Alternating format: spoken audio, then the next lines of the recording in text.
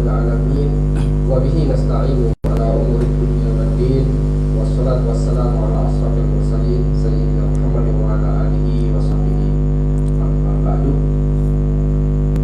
Hadirin keluarga besar Insan Cita dimanapun Anda berada, baik yang mengikuti tadarus pikiran secara langsung di Bintang Yayasan Insan Cita maupun yang mengikuti secara virtual melalui akun Facebook YIJ Selaparang. Semoga Anda semua dalam keadaan sehat walafiat dan sudah mendapatkan hilal terang benderang untuk belanja Hari Raya Idul Fitri. Kembali kami menjumpai Anda semua untuk melanjutkan tradisi mengisi malam-malam di bulan Ramadan dengan melaksanakan tadrisul fikri atau tadarus pikiran, yang pada malam hari ini kami mengangkat tema Ramadan sebagai bulan literasi. Telah hadir bersama kita akhina fillah lalu Usman Ali MPD. Beliau ini adalah dosen di UIN Mataram. Kemudian kalau di dalam sejarah organisasi kemahasiswaan, beliau ini mantan ketua umum HI cabang Singaraja. Dan pada saat ini selain beliau aktif menjadi dosen, beliau juga melakukan riset di beberapa lembaga riset dan juga aktif menjadi presidium KAHMI di Kota Mataram. Baik, sebelum kami menjumpai atau berbincang dengan Bung Usman Ali, tidak lupa kami mengingatkan Anda semua untuk selalu menggunakan air minum asel pada saat berbuka puasa maupun santap sahur. Dan bagi Anda yang mau mencari sensasi atau suasana berbuka di luar rumah maksud kita, jadi telah tersedia restoran Lumbung Ta untuk sajian menu berbuka yang spesial untuk keluarga Anda. Anda bisa berkunjung langsung di dekat Pasar Umum Mas Bagin. Baik, Bung Usman Ali, panggilannya apa ini? Mami Ali atau Mami Alki? Oh, Mami Alki. Iya. Anak pertama. Anak pertama. Alki atau Alki? Alki. Ya. Baik, Mami Alki, ini kita berbicara tentang tradisi di bulan Ramadan untuk mengisi malam Ramadan. Kenapa kami mengangkat tema Ramadan sebagai bulan literasi? Karena kalau kita merujuk pada sejarah Islam sendiri, bahwa Al-Quran itu sendiri diturunkan pertama kali pada bulan Ramadan. Nah, di samping itu di dalam literasi sejarah, bahwa tradisi Rasulullah SAW sendiri pada bulan Ramadan itu, ketika wahyu tidak diturunkan, beliau melakukan murojaah atau mengulang hafalan, mengulang bacaan, serta melakukan tartil Al-Quran, bacaan tartil Al-Quran, dan juga melakukan bacaan qiraat Al-Quran kepada sahabat-sahabat maupun secara pribadi beliau langsung, dan memurojaah bersama malaikat Jibril. Nah, tradisi ini yang tentunya juga saya kira adalah menjadi tradisi di bangsa kita, di mana pada malam-malam bulan Ramadan, usai melaksanakan sholat tarawih itu marak dilakukan tradisi baca Al-Quran, nah, atau yang lebih kita kenal dengan sebutan tadarus Al-Quran. Nah, akan tetapi kemudian yang lazim kita lakukan adalah hanya mentadris bacaan Al-Quran. Nah, yang langsung kepada bagaimana mengkaji atau mereview ayat-ayat serta bagaimana memahami ayat per ayat itu agak jarang kita temukan kajian-kajian atau tadarus yang langsung, misalnya ada yang membaca, kemudian ada yang menerjemahkan, ada yang memberikan pemahaman misalnya. Nah, dalam konteks ini bagaimana Bung Usman Ali merujuk dari sejarah tadarus Al-Quran ini atau sejarah literasi misalnya. Nah, kalau misalnya kita jadikan sebagai Ramadan ini sebagai bulan literasi, ada nggak rujukan sejarah kalau kita memulai untuk menjadikan sebagai tolak atau enggak awal untuk kita memulai Ramadan sebagai bulan budaya untuk literasi kita. Oke, terima kasih Bang Cueng ini atas kesempatan yang diberikan kepada saya. Sebelumnya Assalamualaikum warahmatullahi wabarakatuh. Waalaikumsalam warahmatullahi wabarakatuh. Alhamdulillah.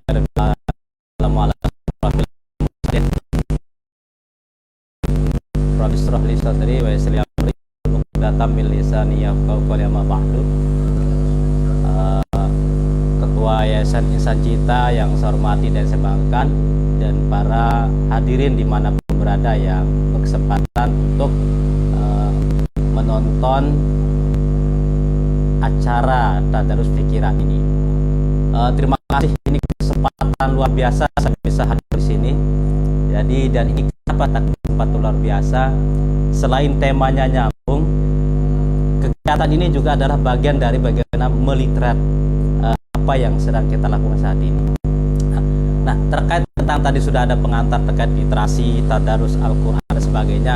Cuman saya ingin menyampaikan beberapa hal, ada dua aspek ya, yang ingin saya kaji dan kita coba untuk urai. Yang pertama dari aspek keumatan dan kebangsaan kita. Yang pertama dari aspek keumatan, ini sebenarnya kita umat Islam saat ini agak mundur dari literasi kita. Itu pertama. Kenapa saya katakan mengundur? Coba kita tilik sebenarnya, selain tadi disampaikan bahwa Ramadan ini nanti kita akan hubungkan dengan Ramadan sebagai bahan untuk literasi ya. Cuman saya ingin bangun dari perspektif dua hal ini dulu. Contoh misalkan, coba kita renungkan ya secara perintah sebenarnya kan kalau kita berbicara literasi, Nabi Muhammad itu pertama diberikan perintah itu membaca. Nah, namun ini ternyata menjadi permasalahan sampai sekarang ini yang membuat kita mundur. Nah, kenapa saya katakan mundur? Kita hanya bertahan di abad ke-7 sampai 12 Jaya karena ditopang oleh membaca ini. Sangat penting sebenarnya membaca. Kenapa? Karena perintah itu yang namanya perintah dari Allah, berarti membaca ya tidak berbeda dengan perintah sholat, perintah zakat, haji dan sebagainya. Cuma pertanyaan saya, dan sering saya bertanya sama mahasiswa, sama forum-forum, saya bertanya begini, apa perintah pertama yang diberikan Rasulullah kepada Nabi Muhammad? Membaca. Membaca ini apakah termasuk ibadah? Ibadah katanya, jawab ini. Nah, pertanyaan ketiga, apakah Anda pernah membaca sekarang? Mulai ini senyum-senyum ini. Mulai senyum-senyum. Itu perintah berarti kan wajib kan Bang ya? Itu berarti kan perintah namanya wajib berarti. Apa bedanya wajib membaca berilmu dengan wajibnya sholat haji? Ini sama level wajibnya padahal. Makanya ketika pertanyaan ketiga mulai senyum-senyum ini. Artinya senyum-senyum itu berarti ini ada masalah dengan literasi itu. Yang pertama. Yang kedua, coba kita ingat lagi. Ini sudah sangat sering disampaikan. Zaman perang Badar misalkan, ini perspektif keumatan keislaman dulu. Perang Badar itu alhamdulillah Islam itu menang perang walaupun dengan jumlah yang sedikit. Sejarah dunia ini hanya Rasulullah yang membuat sebuah komitmen,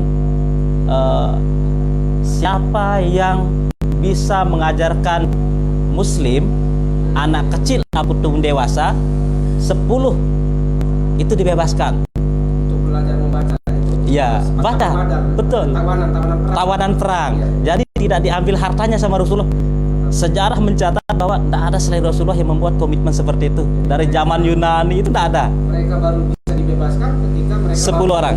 Ya. Membebaskan masyarakat untuk baca dan tulisnya. Jadi kalau seandainya tawanan perang ini dia bisa mengajarkan membaca dan menulis, baik anak kecil ataupun dewasa Islam itu dibebaskan, tidak perlu diambil hartanya. Kayaknya cocok cocok lah untuk diadopsi untuk ini ya, untuk program pengentasan buta acara. Ah, Kalau itu misalnya- makanya NTB ini harus ulang lagi, betul. Diwajibkan untuk Mengajar anak kecil ya. Nah, artinya saya mau kembali ke sana. Jadi Rasulullah itu pertama yang buat program yang luar biasa. Tidak ada sejarah dunia bahwa pemenang perang itu hanya mengambil harta perang, tapi Rasulullah membuat komitmen memberikan mengajarkan membaca dan menulis 10 saja anak kecil dan dewasa dia akan dibebaskan dan dijamin sampai selesai di rumahnya aman. Nah, artinya ini nah kalau sekarang segi keumatan kita Islam itu misalkan ini kan pondasi awal yang ditanamkan Rasulullah, sehingga buayanya adalah ketika abad ke-7, abad ke-12 dan sebagainya. Di sana masa kejayaan. Tapi tidak mungkin kejayaan Islam itu kalau tidak diawali sama Rasulullah. Nah, makanya saya berpikir ini kegiatan tadarus fikir ini dengan lembaga baru yang dibentuk oleh Kahmi di Lombok Timur ini adalah bagian visioner yang nantinya ada zaman kejayaan nanti. Karena Rasulullah mengajarkan dan terbukti itu. Nah, dan itu terbukti. Orang-orang yang awal mengikuti proses ini. Betul. Jadi beruntung orang yang awal-awal mengikuti proses ini. Ada Pak Rusli, ada Pak Heru. Ya. Ini makanya harus dikawal nanti ini program tadarus pikiran ini karena ini adalah program visioner yang sudah terbukti ini mengantar kejayaan Islam.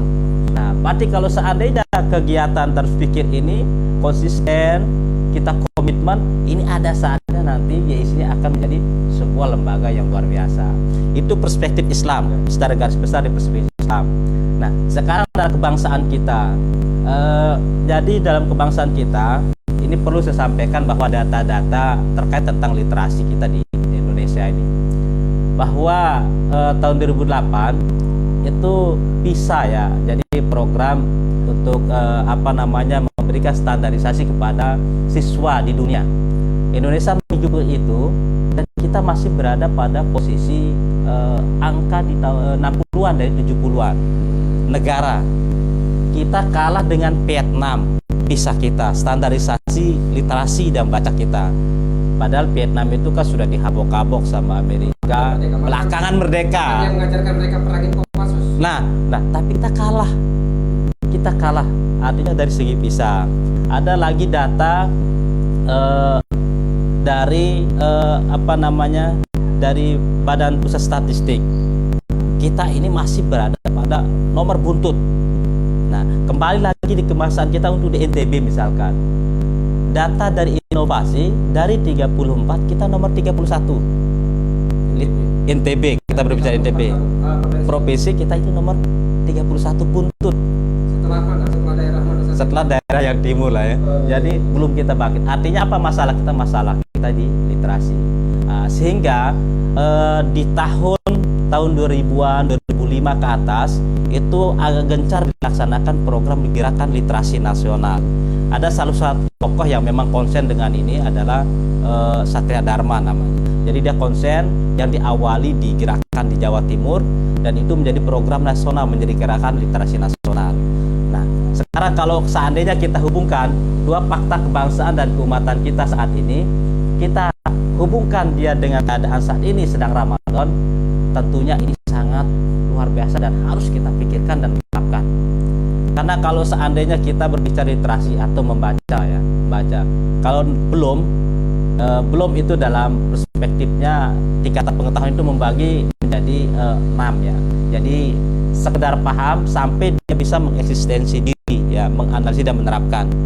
Ini juga ditegaskan sama Maslow kan, dari piramid Maslow. Jadi yang paling tinggi itu adalah eksistensi. Abraham Maslow. Iya, Abraham Maslow. Jadi eksistensi menjadi puncak tertinggi.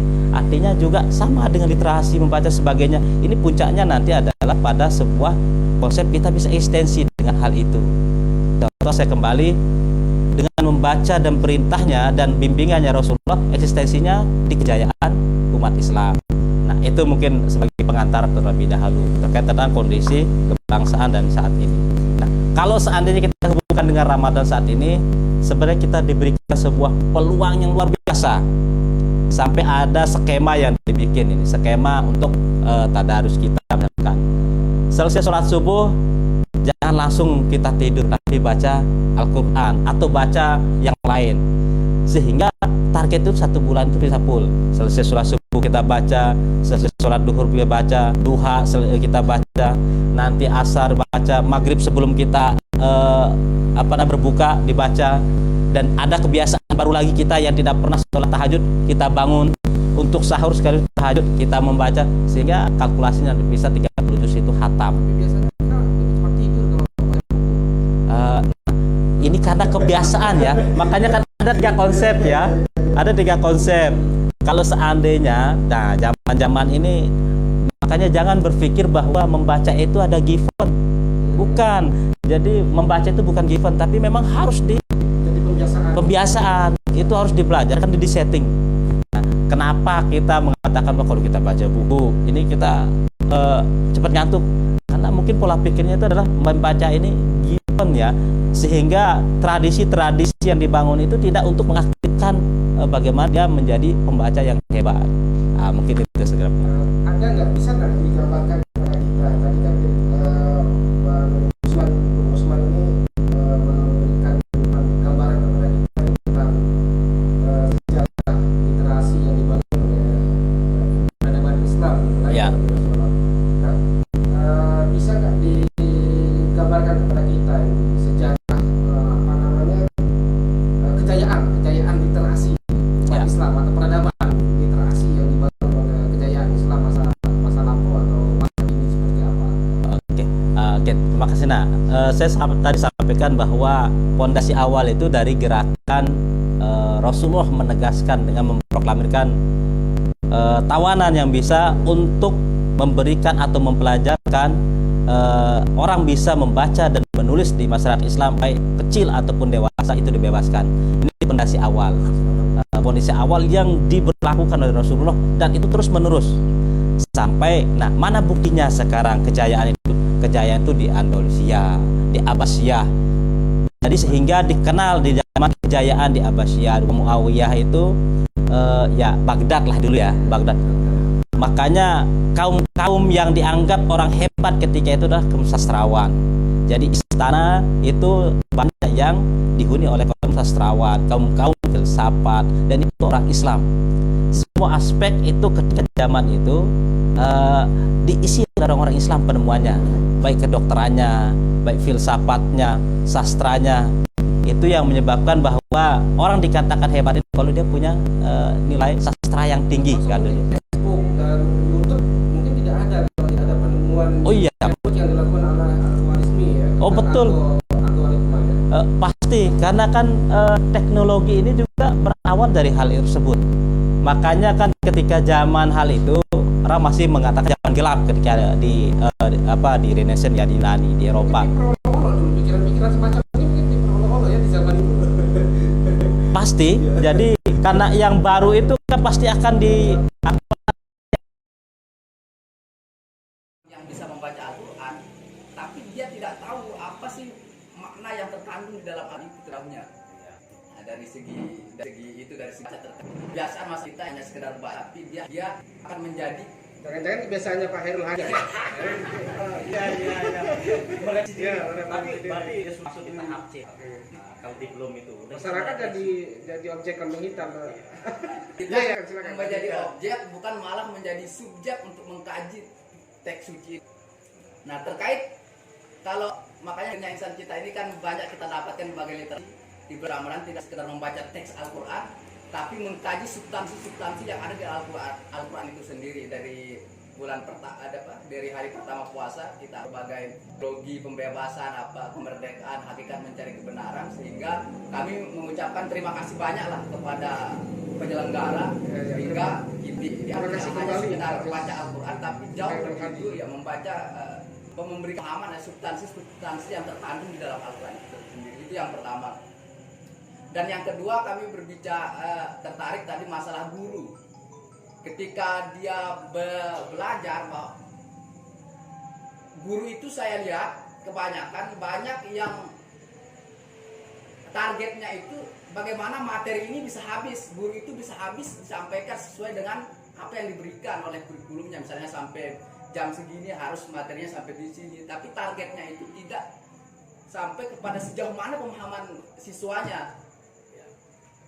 Dia lebih ke arah kemana, sejauh apakah target apa pembahasannya itu nyampe atau enggak. Hanya jam tayang gitu ya. Hanya jam tayang, mengejar jam tayangnya. Habis materi gitu ya. Habis materi ya, tapi dia tidak melihat sejauh mana pemahaman dari siswa itu. Apakah ini juga berpengaruh terhadap generasi eksistensial ini? Bisa dikatakan kita yang lahir dari 2000-an itu eksistensial, apa-apa serba eksis. Nah, bagaimana ini kolerasinya, Bang? Apakah ini juga bisa merusak moral-moral generasi kita yang berpikir ya hanya sekedar materi aja, tapi tidak lebih jauh berpikir dari sejauh mana substansi dari pemahaman materi yang disampaikan oleh guru tersebut. Ya, jadi kalau kita tangkap apa yang disampaikan oleh Pak Gus Khairul Hadi ini adalah bagaimana kita bisa berdialog dengan Al-Quran. Jadi tidak hanya sebatas membaca, tetapi kita bisa berdialog. Bahkan kita bisa bermuamalah dengan Al-Quran itu sendiri. Nah, kira-kira seperti apa menurut pandangannya Bung Usman Ali? Oke, ini saya juga menangkap semangatnya. Ya. Mudah-mudahan guru-guru kita ini juga ke depan itu semangatnya luar biasa seperti ini. Nah, sebelum masuk ke sana, dua titik ide besar tadi itu, saya ingin cerita dengan yang apa disampaikan sebagai pengantar bahwa firman Iqra itu. Kalau seandainya rekan-rekan atau kita semua membaca ini pentafsiran dari firman atau ayat yang disampaikan oleh Jibril terkait Iqra itu, ada hal yang unik disampaikan oleh Muhammad Hussein ya. Jadi terkait tentang analisis terkait tentang Iqra yang disampaikan ke Nabi Muhammad. Yang tidak tersampaikan secara umum itu bahwa dia meyakini bahwa Jibril itu datang dengan membawa teh. Jadi Nabi Muhammad disuruh baca. Ya, tidak mungkin Nabi Muhammad dalam posisi yang saat itu tidak bisa membaca, itu disuruh menghayal, tapi ditunjukkan teks, ayo baca. Secara terminologi kebahasaan, kalau seandainya ini penerjemahan dari Muhammad itu dalam buku sirahnya Muhammad Hussein ya. Muhammad Hussein. Jadi kalau seandainya orang yang tidak dibawakan teks, ya kita lah, misal Bang Tui saya bertanya, coba baca, gitu. Saya tidak bawa apa-apa. Apa peluang jawaban Bang Tui ketika saya suruh baca? Mana yang saya baca? Apa yang harus saya baca? Apa yang saya harus baca? Tetapi ternyata enggak. Nabi Muhammad itu menjawab, bacalah. Saya tidak bisa membaca. Sehingga keyakinannya Muhammad itu Ma'ana biqore. Ya, jadi dia ada teks. Nah ini juga menjadi penguat bahwa literasi itu memang harus kita membaca, bukan berhayal juga. Nah, kembali ke level literasi yang tadi seharusnya dan dihubungkan dengan keadaan saat ini Ramadan ya. Benar. Kita tidak hanya sekedar mendengar pembacaan Al-Quran, membaca Al-Quran dan berpindah jadwal. Konsep pertama adalah Ramadan ini akan menjadi pembiasaan, itu pertama. Sehingga ini harus dilakukan juga di luar Ramadan ke depannya. Sama dengan puasa ini pembiasaan, makanya Allah itu perintahkan kita untuk puasa lagi 6 hari setelah Ramadan ini supaya berlanjut. Setelah 6 hari biasakan lagi Senin Kamis, atau tidak bisa Senin Kamis biasakan lagi 1 kali sebulan sebagainya. Atau biasakan lagi seperti puasanya Nabi Daud. Nabi Daud. Sampai segitu, artinya ini kebiasaan. Sama dengan kebiasaan puasa, pembiasaan juga kita tadarus. Bukan hanya pindah jadwal, tapi juga dibiasakan di bulan lain. Nah, terkait tentang konteks, kita hanya membaca, tidak sampai level menganalisa dan mentafsirkan misalkan. Makanya tadi saya sampaikan bahwa kalau seandainya kita menerjemahkan ini menjadi 3 aspek tadi, yaitu pengetahuan, yaitu kognitifnya, afektif itu sikapnya, dan kinerja itu psikomotornya. Ini harus 3 konsep ini dalam berliterasi juga harus kita lakukan. Dalam bertadarus Al-Quran juga harus dapat kita 3 ini. Harus kita dapat. Contoh misalkan kenapa saya tidak dapat? Dalam segi pengetahuan misalkan, saya sampaikan tadi, saya mau tegaskan lagi. Kita tidak hanya sekedar tahu, berarti itu level rendah. Kalau sudah tahu itu kita bisa membaca, itu hanya sekedar baca, berarti level paling rendah.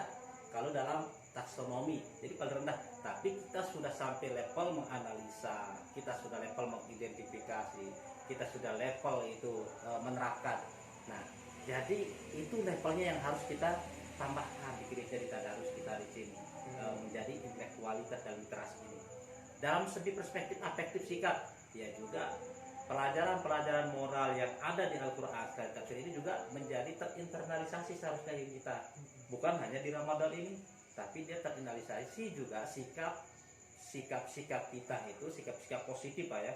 Karena banyak pelajaran moral di sana, itu juga nanti termanifestasi dalam 11 bulan yang akan datang. Dari segi kinerja, ya kinerja juga harus kinerja positif itu juga termanifestasi nanti dari 11 bulan yang akan datang. Nah, makanya saya katakan secara singkat bahwa 3 aspek ini juga harus menjadi standar untuk kita bertadarus di bulan Ramadan ini. Tidak sampai hanya level sesi Ramadan sudah cukup, tidak sampai segitu. Jadi harus sampai ke 3 aspek ini. Makanya kalau sudah sampai ke 3 level aspek ini, ya barulah itu kita mendapatkan literasi yang luar biasa dan mendapatkan faedah dan hikmah di literasi atau bertadarus di Ramadan ini. Padahal dengan kita membaca Al-Quran sudah jelas Al-Quran adalah Al-Furqan. Ya, Kalau kita membaca Al-Quran, ya Al-Quran adalah Al-Furqan. Al-Furqan itu apa? Hudal linnas wa bayyinatin minal huda wal furqan. Jadi ini kan sudah jelas pedomannya. Maka saya katakan banyak nilai-nilai moral, contoh-contoh hikmah sebagainya dari Al-Quran, dan itu yang kita terapkan. Dan itu seharusnya level kita itu bertadarus di sini. Dan Al-Quran ini sesungguhnya bisa dipahami oleh semua tingkatan. Artinya kalau kita membaca Al-Quran dan kemudian kita juga membaca terjemahnya, hampir kita terkesima karena semua bisa kita rasionalisasikan menurut pemahaman tingkat rasio kita sendiri. Jadi rasio orang yang paling awam sendiri itu bisa memaknai Al-Quran itu sendiri. Makanya kenapa kemudian sekarang ini lagi marak munculnya mu'alaf, karena setelah mereka membaca Al-Quran, karena dengar mereka mampu membaca, Dan itu dari terjemahan dan mereka itu dari baca. terjemahan mereka baca. Saya katakan ada mungkin adik-adik rekan-rekan di dunia medsos yang pernah membaca buku judulnya itu Aku Bertanya Maka Aku Beriman. Itu tulisannya Jeffrey Lang, seorang guru besar matematika di Amerika. Kebetulan dia berteman dengan teman dia kuliah, orang Pakistan, juga ngambil matematika. Dia dihadiahkan Al-Quran yang ada terjemahan Inggrisnya supaya bisa baca. Jadi benar apa yang disampaikan sama Bang Cuing, Pak Direktur. Jadi dia tanpa dibimbing tapi dia baca. Dan bisa menerjemahkan dengan apa yang dimiliki dia. Iya, Jadi tidak harus kita artinya menunggu diri kita ahli jadi seorang ahli tafsir baru mau membaca terjemahan Al-Quran, kan begitu. makanya Jeffrey Lang itu ketika dia sampai di ayat Al-Baqarah di buku Ya, itu ya. menceritakan Malaikat pun bertanya. ya, dia mempertanyakan sampai katanya dia sudah kayak dia tidak bisa mengangkat beban terberat ketika membaca dialog yang ada di surat Al-Baqarah. Makanya belum dia selesai surat Al-Baqarah langsung dari temannya dan mengatakan diri Islam dan minta dipandu untuk menerjemahkan atau mempelajari lebih jauh. Itu contoh real, Iya, contoh real maksud dialognya saya. antara malaikat dengan Tuhan sendiri ketika mau menciptakan Adam, kan itu yang membuat dia Ya, sangat terinspirasi. Jadi Jadi langsung menusuk batinnya aja batin bilang. dia. Makanya dia sampaikan nih, kayak saya ini tidak bisa ngangkat diri ya. Di mana dia datang perasaan ini. Makanya heran juga Jeffrey Lang itu. Padahal itu kan guru besar matematika, orang yang kita Sangat katakan rasional, rasional. Tapi diceritakan dengan dialog-dialog yang itu masa lampau. Ternyata masuk juga. Dia tidak mau merubah namanya menjadi Muhammad apa gitu, atau Abdul apa gitu, tetap memakai Jeffrey Lang karena dia mau berislam ya menurut diri, Dia keluarkan tradisinya identitasnya. sendiri, itu identitasnya sendiri. Jadi Ini berislam kita itu rekomendasi. tidak harus menjadi orang Arab atau merubah nama gitu. Ya seperti Felix Xiaong, ya kan tidak harus kemudian dia berubah nama menjadi Abdul Xiaong gitu kan. Nah ini saya kira ini pemahaman keislaman kita ini harus universal gitu kan. Jadi itu bagus untuk dibaca sama rekan-rekan di studio ataupun di luar yang mendengarkan. Itu bacaan-bacaan yang bagus dan ringan, buku-buku Jeffrey Lang itu dalam untuk menemukan ketahuitannya. Dan itu kan dari literasi, Bang. Itu dari literasi, dari membaca. Makanya saya selalu semangat ketika berbicara literasi ini karena saya meyakini bahwa dari jalan literasi ini kita akan bisa mencapai kejayaan itu. Jadi intinya adalah kalau mau membangun peradaban, suatu peradaban yang besar itu adalah dengan Literasi. membangun literasi. Dan itu langkah lain. Itu apa namanya akhir dari tadarus kita pada malam hari itu, Pak dosen ya. Jadi closing statement ini Pak dosen karena kita sudah 60 menit dialog kita ini. Ya, oke.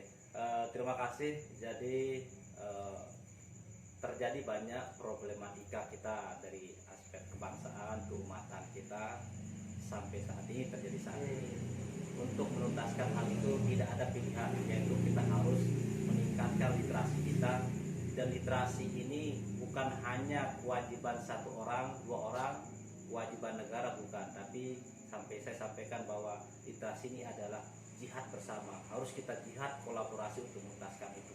Sehingga kalau seandainya kita bersama jihad kolaborasi, tidak menutup kemungkinan Indonesia Islam kita akan kembali kepada zaman kejayaan itu. Terima kasih.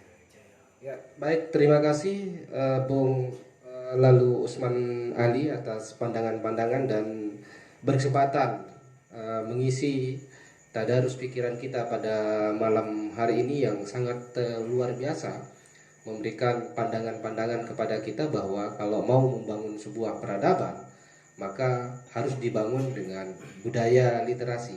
Saya tidak akan menyimpulkan hasil tadarus pikiran kita pada malam hari ini karena saya tidak mau mengekang kebebasan berpikir Anda.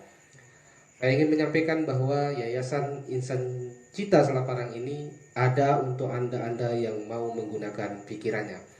Wallahu muwaffiq wal hadi ila sabilir rasyad. Wassalamualaikum warahmatullahi wabarakatuh.